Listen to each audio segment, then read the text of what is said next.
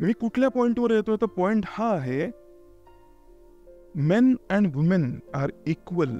याचा अर्थ men and women are similar असा घेतला जातो.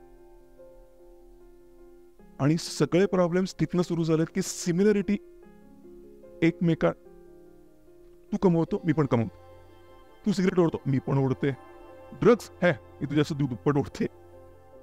आपल्याला या सगळ्याचा स्ट्रगल थांबवायचा असेल रिलेशनशिपमध्ये, आपण नक्की समोरचा काय पर्पजने इथं अराईव्ह झालाय हे माहिती करून घ्यायचं असेल तरच रिलेशनशिपमध्ये अब्यूज, अक्यूज आणि स्ट्रेस, स्ट्रेन थांबेल.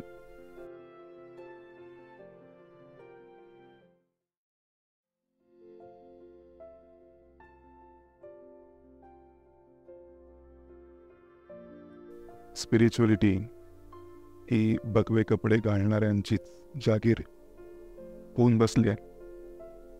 त्यामुळे कपड्यांकडे बघून लोक मला तुमच्यासाठी चांगलं काय आहे हे माहिती असणं हे इझिली प्रिटेंड करू शकतात. मला स्पिरिच्युअलिटी ही डे टू डे लाईफमध्ये आणण्याचा हट्ट आहे. आणि त्यासाठी डे टू डे लाईफमध्ये आपण जसे वावरतो ते एकदा इकडचा अँटिना बदलला की स्पिरिच्युअलिटी सुरू, भगव्या कपड्यांशी शून्य संबंध आहे हे मी ब्लेझर घालून दाखवतो. जे काही तुमच्याकडे आहे ते देऊन पाठवलंय. मी तुम्हाला आरसा दाखवणार आहे की काय आहे तुमच्याकडे. आपल्याकडे काय आहे हे कसं ठरतं? डावीकडे जो बसलाय, उजवीकडे जो बसलाय त्याच्याकडे काय आहे तेच असेल माझ्याकडे. जेव्हा की आपल्याकडे काय आहे हे डोळे बंद करून दिसतं, डोळे उघडून दिसतं, तो डीप जातो जरा. या प्रोजेक्टरला तयार करायच्या आधी आपल्याला या प्रोजेक्टरच्या मॅन्युफॅक्चररने डोक्यात काही आयडिया आणली की जे काही छोट्या स्क्रीनमध्ये लॅपटॉपवरती दिसतं ते ग्रुपवरती दिसण्यासाठी एक वस्तू पाहिजे, जी वस्तू एका मोठ्या प्रमाणात तीच गोष्ट दाखवू शकेल जी छोट्या प्रमाणात एकच माणूस लॅपटॉपवरती बसू शकतो आणि बघू शकतो. ती वस्तू काय आहे? आपण काहीतरी तयार केलं पाहिजे आणि तो प्रोजेक्टर निघाला. त्याचा इन्व्हेन्शन होतं प्रोजेक्टर. बरं, आता प्रोजेक्टर निघाल्यानंतर LED स्क्रीन, याचा काय उपयोग? LED स्क्रीनचा उपयोग काय? LED टीव्हीचा उपयोग काय? क्लॅरिटी, अजून मोठं दिसतं, अजून अनेकांना एकत्र दिसतं. आणि LED आणि प्रोजेक्टर हे सगळीकडे रिप्लेसेबल आहेत का? प्रत्येक पर्पजला रिप्लेसेबल आहेत का? याचा पर्पज वेगळा, LEDचा वेगळा. आता हे जे आहे ना, हे आपल्याला प्रोजेक्टरच्या मॅन्युफॅक्चर करणाऱ्या मॅन्युफॅक्चररला बघा, प्रोजेक्टर मॅन्युफॅक्चर करणाऱ्या मॅन्युफॅक्चररला मॅन्युफॅक्चर करणारा, मॅन्युफॅक्चर करणारा जो आहे त्यांनी ज्या माणसाला मॅन्युफॅक्चर केलं, ज्यांनी प्रोजेक्टर बनवला, या प्रोजेक्टर बनवण्याला कळतंय की मी जे बनवतोय त्याचा पर्पज मला आधी माहिती पाहिजे आणि मी नंतर ते प्रोडक्ट डिलिव्हर केलं पाहिजे. तर तुम्ही इकडे बाय ऍक्सिडेंट कसे असाल? कारण प्रोजेक्टर बनवणारा मॅन्युफॅक्चरर जो आहे त्याचाही मॅन्युफॅक्चरर आहे, तोच तुमचा आहे. बरं, मग प्रोजेक्टर आणि LED स्क्रीन, टीव्ही आणि VCR, कार आणि बाईक व्हेकल आहेत, पण पर्पज सेम नाही आहे. तुमच्याकडे गाडी आहे, कुठली आहे? Four wheeler. कुठली आहे फोर व्हीलर? बलेनो. त्यांच्याकडे बलेनो आहे. शिरीष सरांकडे मर्सिडीज आहे. दोघांकडे गाड्या आहेत, पर्पज सेम आहे? नाही. बलेनो ही सिटी कार आहे, मर्सिडीज ही सेफ्टी कार आहे. तुम्हाला गाडीमध्ये बसून प्रवास करायचा आहे, गाडीमध्ये बसून एका ठिकाणी दुसऱ्या ठिकाणी जायचं आहे, जास्ती प्रवास सिटीचा आहे, बलेनो घ्या. तुम्हाला 2 शहरांमध्ये प्रवास करायचा आणि सेफ जायचंय, मर्सिडीज घ्या. स्टेटस दाखवायचंय, मर्सिडीज घ्या. बलेनो दाखवायचंय, मायलेज घ्या.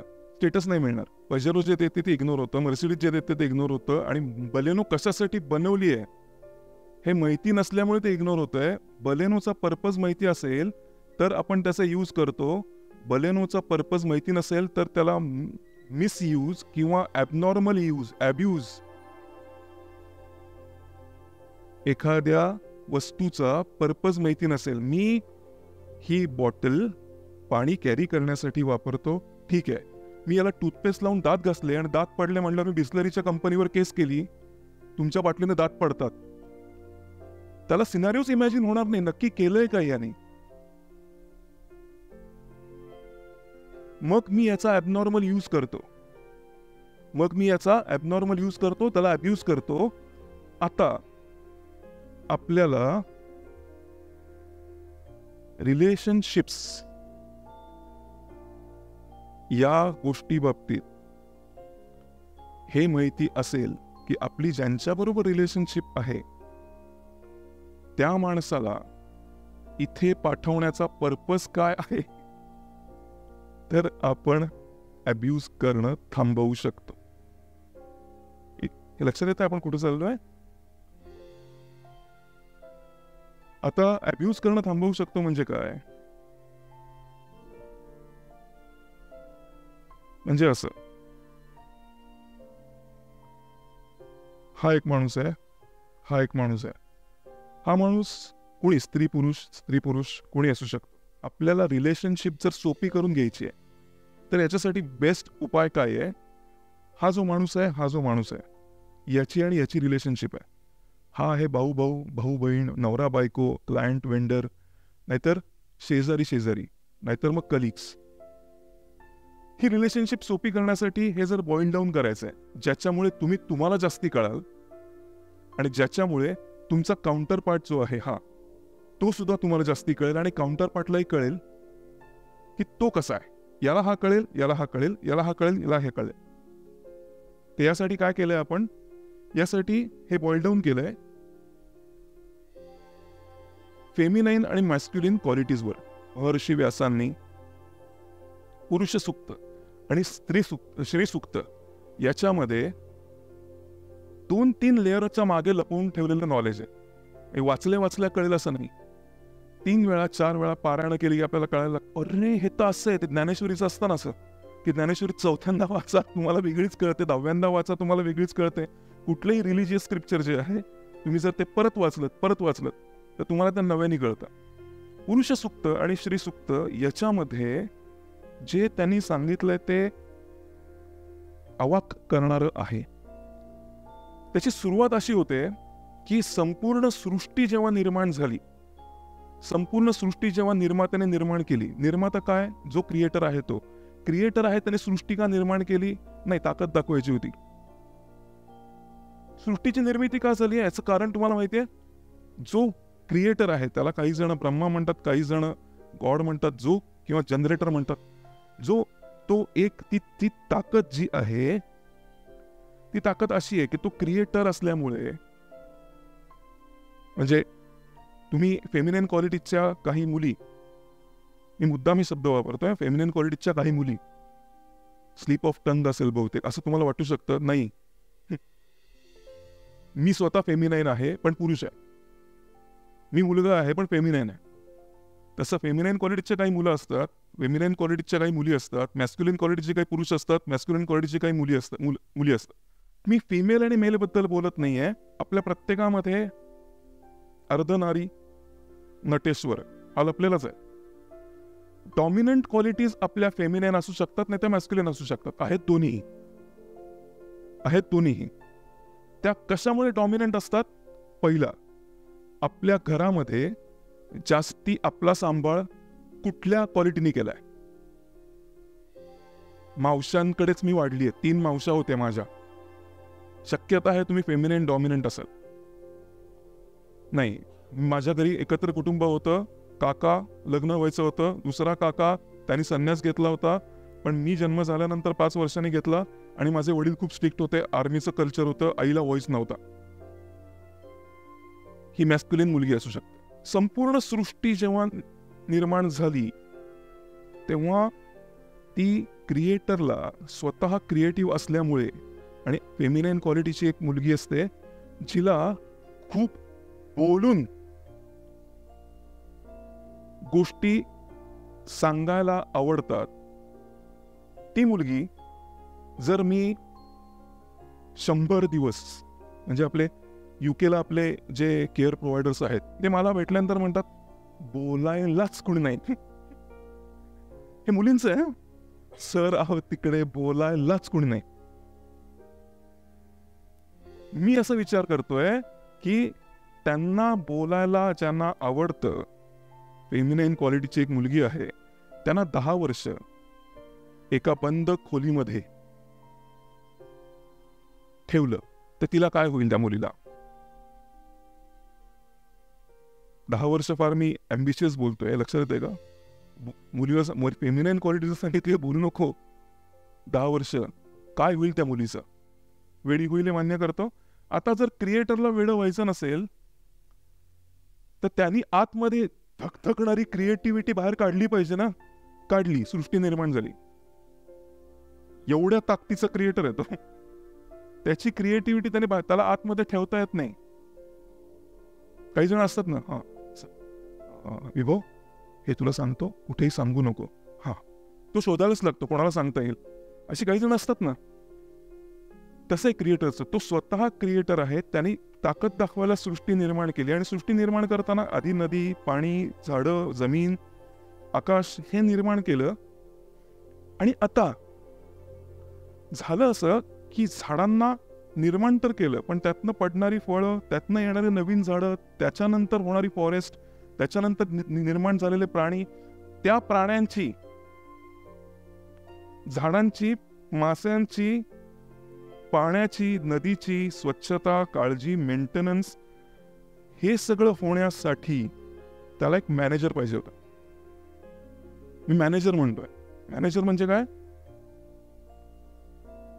जो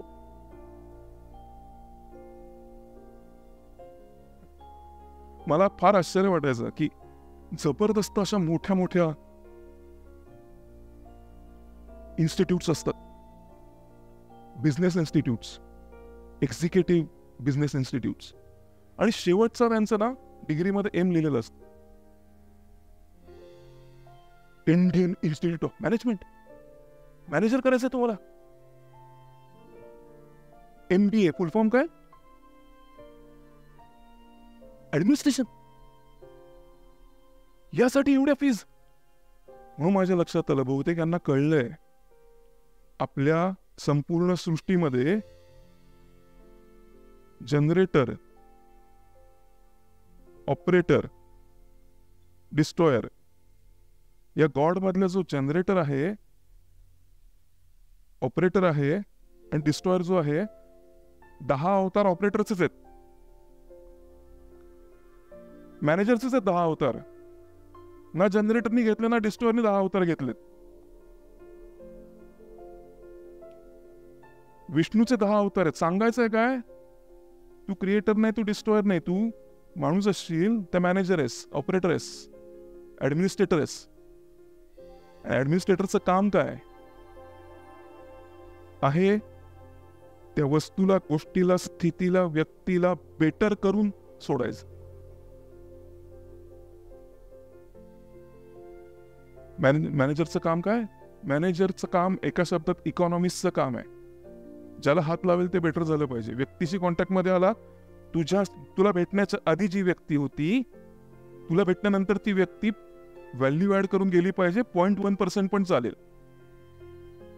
तुझ्या हातात आलेलं जे फायबर होतं त्याचा प्रोजेक्टर झाला पाहिजे. तू मॅनेजर आहेस, तू ऑपरेटर आहेस. आता तो ऑपरेट करायला त्यांनी स्वतःची प्रतिकृती निर्माण केली, ज्यामध्ये फक्त ऑपरेटरचे गुण ऍक्टिव्ह आहेत, बाकी सगळे सुप्त आहेत. फक्त ऑपरेटरचे गुण ऍक्टिव्ह आहेत, जे सृष्टी ऑपरेट करायला लागणार आहे. बाकी सगळे सुप्त आहेत, झोपलेले आहेत. एकाच पेजवरती आहोत ना आपण. आता ते जे ऑपरेटरचे गुण आहेत, ते ऑपरेटरचे गुण वापरून तो मॅनेज करायला तर सुरुवात झाली, पण फॉरेस्ट वाढतात, नदी स्वतःचा नवीन रस्ता करते, विश्वामध्ये सगळ्या जगामध्ये असणारे जे सगळ्यात लोएस्ट खड्डे आहेत तिथे जाऊन नदी जाते, त्याचा समुद्र तयार होतोय. आता मॅनेजमेंट वाढायला लागली. त्यामध्ये आता रिक्वायरमेंट काय आहे? क्रिएटरच्या या क्रिएशनला, मॅनेजरच्या मेल क्रिएशनला, पहिल्यांदा काढला तो मॅनेजर, मेल काढला. मेल क्रिएशनला आता त्याच्यामध्ये जर क्रिएटरनी सुप्त गुण घातले, तर त्याच्यामध्ये जर सुप्त गुण जे आहेत ते अजून मल्टिप्लाय करायचे. ते कसे करायचे?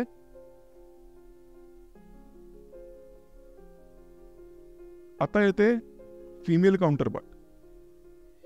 याच्या आतमध्ये जे गुण आहेत ते बाहेर काढण्यासाठी त्याला फिमेल काउंटरपार्टची गरज आहे, ज्याच्यामधून तो नवीन नवीन मॅनेजर्स तयार करू शकतो. आता त्यामुळे God has made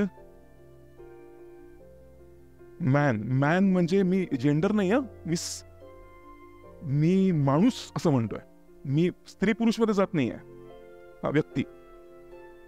God has made first man after his own image. Then तुम्ही जर शंकराचं आणि पार्वतीचं अर्ध चित्र बघाल तर तुम्हाला कळेल की मी आता काय म्हणतोय. पुरुषामधून, त्या मेलमधनं त्यांनी अजून एक त्याचाच पार्ट बाहेर काढला, ज्याच्या संगमातनं त्याचे नवीन नवीन क्लोन्स तयार होतील. एक स्त्री आहे, ती लग्नासाठी पुरुषामध्ये जे बघते ती आहे सिक्युरिटी, ती आहे whether he can provide to her needs. हे तिच्याकडे डिफॉल्ट मध्ये आलंय, नॅचरली आलंय, कारण ती ज्याच्यातनं काढलीये. म्हणजे असं बघा की समजा क्रिएटरनी मेल बाहेर काढला, त्यामुळे मेल सिक्युरिटीसाठी कोणाकडे बघतो? क्रिएटरनी मेलमधनं क्रिएटरनी फिमेल असं काढल्यामुळे त्याच सिक्वेन्सनी संकटात धाव घेतली जाते. हे कळतंय? जेव्हा फिमेल ही मेलमधनं काढली, तेव्हा आता तिला मेलमधनं काढूनही प्रोजेक्टर आणि एलईडी मध्ये फरक आहे म्हणून 2 प्रोडक्ट्स आहेत. सिमिलरली मेलमध्ये काढून दुसरा मेल नकोय, दुसरा मॅन नकोय. तिच्यामध्ये या मॅन मध्ये असलेल्या सुप्त मॅनेजरला बाहेर क्लोन्स तयार करण्यासाठी गर्भाशय दिलाय. आता तुम्हाला सिक्रेट सांगतो. A man with womb is woman. A man with a womb is womb man. म्हणजे सांगायचंय काय, बाकी मॅनच आहे तो, पण फक्त गर्भाशय असल्यामुळे गर्भाशयात जीव पोसायचा आहे, याला सुलभ अशा ज्या क्वालिटीज लागतात, केअरिंग, नर्चरिंग, आपण एकाच वेळेला 100 गोष्टींचा विचार करू शकणार. कारण म्हणजे समजा मी स्त्री आहे, समजा मी स्त्री आहे आणि मी माझ्या मुलीला शाळेत सोडलं आणि मी गेलो ऑफिसला, आणि ऑफिसमध्ये मला कळलं आज एक प्रोजेक्ट डिलिव्हर करायचा आहे, आणि माझ्या डोक्यात नाही निघूनच गेलं की मला त्याला परत आणायचंय. का? कारण मी जर स्त्री आहे तर मला हे एकाच ठिकाणी फोकस असणे हा शाप आहे, जे पुरुषाला वरदान आहे. पुरुष ऑफिसमधनं घरी आला की ऑफिस क्लोज करू शकतो, स्त्री ऑफिस घेऊन घरी येते. असं का? मी म्हणतो ना, तुम्हाला तुम्ही जास्ती कळाल आणि तुम्हाला काउंटर पार्ट जास्ती कळेल. असं का? कारण मी जर स्त्री आहे तर मला एकाच वेळेला माझ्या घरामध्ये असणारे फॅमिली मेंबर्स जे आहेत, समजा मी 3 मॅनेजर्स जन्माला घातले, तर 3 मॅनेजर्सचं एक पहिल्याचं वय आहे 10, दुसऱ्याचं वय आहे 7, तिसऱ्याचं वय आहे 2. हा 10 वयाचा आत्ता शाळेत गेलाय, 7 वयाचा आत्ता कराटेच्या क्लासला गेलाय, 2 वयाचा माझ्या मांडीवर बसलाय. 10 वयाच्याने काही खाल्लं असेल का? 7 वयाच्याला तर आणायला जायचंय, तोपर्यंत याला झोपवायला पाहिजे, हा झोपण्यासाठी याला खायला घातलं पाहिजे, त्याच्या आधी स्वयंपाक तयार पाहिजे. कसं काय फक्त 2 वरती फोकस करून त्या दोघांचं जगणं आपण गृहीत धरू शकतो? ते दोघं मरतीलच नाही, याच्याकडे फोकस. नवीन बाळ झालं की आधीचे डिलीटेड नाही.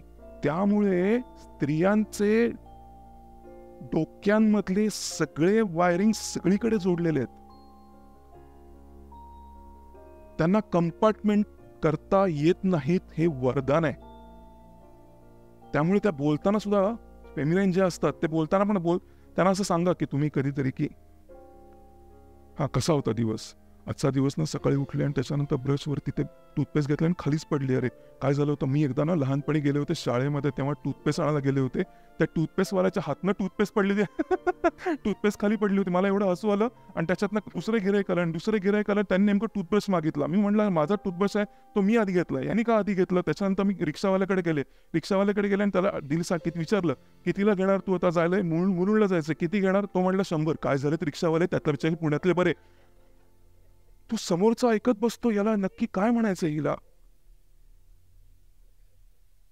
वायरिंग जोडलेले आहेत. त्यामुळे लहानपणाचं आत्ता बोलू नको, सासूबाईचा राग आत्ता बाजूला काढ, आत्ता माझ्या प्रश्नाचं उत्तर दे, ही अपेक्षा उद्यापासून फेमिनाईन क्वालिटीच्या मुलीपासून बंद करा. शक्य नाही.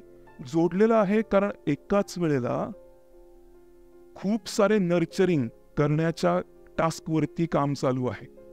सासूबाईंच्या गोळ्या सुनेला लक्षात, मुलीचा अभ्यास सुनेला लक्षात, ट्रिपला जायचंय, ती फी भरायची, आजचा शेवटचा दिवस आहे लक्षात. बरं, यातलं विसरून काहीच नाही चालत आहे. अहो आज लाईटचं बिल भरा, संध्याकाळी हो म्हणता विसरलो. कारण त्याला वरदान आहे. तो मॅनेज करताना त्याला जी रिस्पॉन्सिबिलिटी दिली आहे ती आहे उमऱ्याच्या बाहेर. तिला काय सांगितलं मॅनेजर, मी तुला सांगतो जे मला माझ्या क्रिएटरने सांगितलंय, मी तुला सांगतो माझ्या क्रिएटरने जे सांगितलंय ते तू तुझ्या मार्फत जे क्लोन्स तयार होतील त्यांना शिकव. त्यांना रेडी केलं की त्यातले फेमिनाईन क्वालिटीज तुझी गादी चालवतील, मॅस्क्युलिन क्वालिटीज उमऱ्याच्या बाहेर येऊन माझी गादी चालवतील, अशी ती मॅनेजमेंट होती. हे सृष्टी निर्माण करत करत आत्तापर्यंत एवढ्या लोकसंख्येपर्यंत आपण आलोय. आणि यामध्ये आपल्या मूळ क्वालिटीजचा विसर आपण स्वतःला पाडण्यासाठी खूप फोर्स करत असलो तरी ते अशक्य आहे. कारण त्या इनबाई मॅन्युफॅक्चररनी घातलेल्या आपल्या पर्पजसाठीच्या क्वालिटीज आहेत. म्हणजे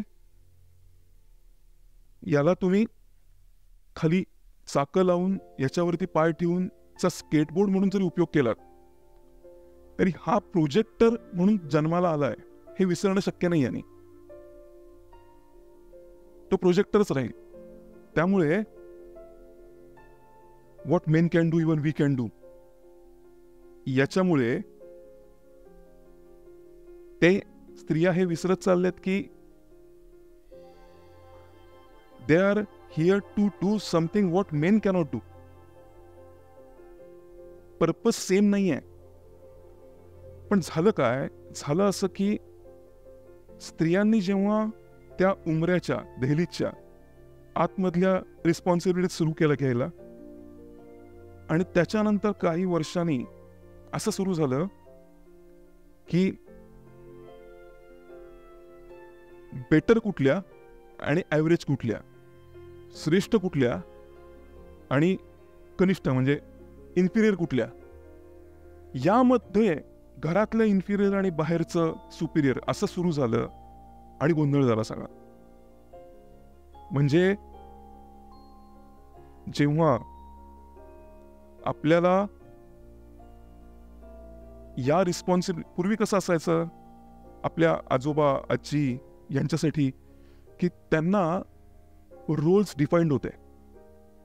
आजोबा हे जे होते ते बाहेरचं बघायचे, आजी जी आहे ती घरातली बघायची, सगळं सांभाळायची. त्यामुळे आजोबांना आजीचा रिस्पेक्ट असायचा, तू घरातलं बघते म्हणून बाहेरचं बघू शकतो.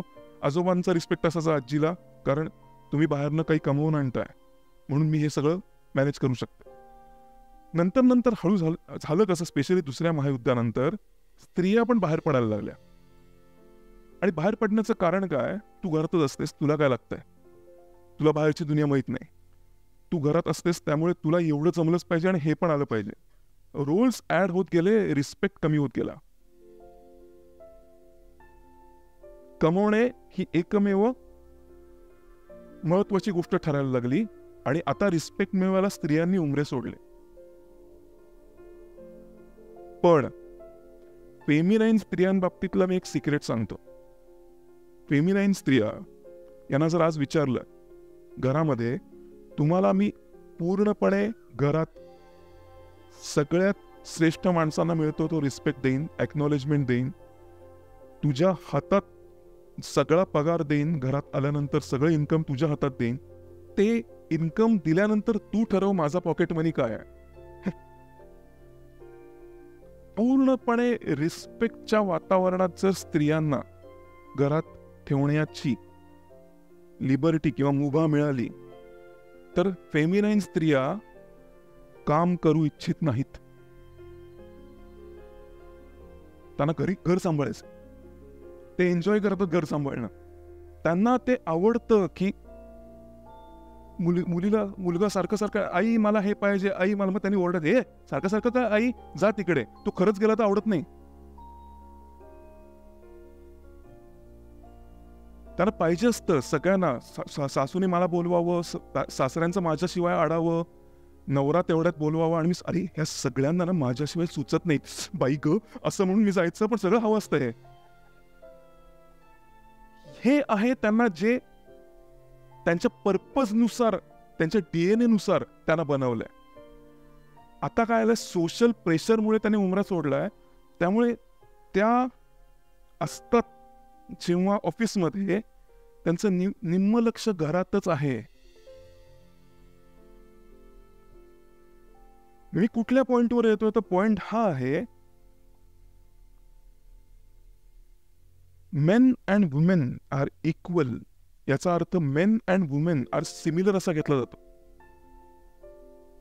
आणि सगळे प्रॉब्लेम्स तिथनं सुरू झालेत की सिमिलरिटी एकमेका, तू कमवतो मी पण कमवतो, तू सिगरेट ओढतो मी पण ओढते, ड्रग्स हे मी तुझ्याचं दुप्पट ओढते.